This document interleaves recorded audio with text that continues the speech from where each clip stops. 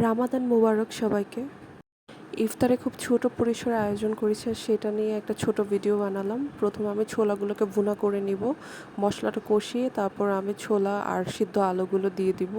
এরপর আমি এটাকে খুব ভালোভাবে নেড়েচেড়ে কাঁচামরিচ আর ধনিয়া পাতা দিয়ে এরপর উঠিয়ে ফেলবো। আমার ছোলাটা প্রায় শেষ হয়ে গেছে, শুধুমাত্র পানিটা শুকিয়ে গেলে আমি উঠিয়ে ফেলবো।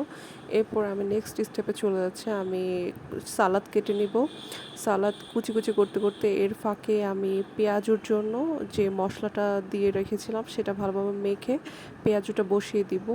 ছোট ছোট করে আমি পেঁয়াজুটা ভেজে নেব। আমি কম তেলে ভেজেছি, আপনারা খেয়াল করতে পারছেন।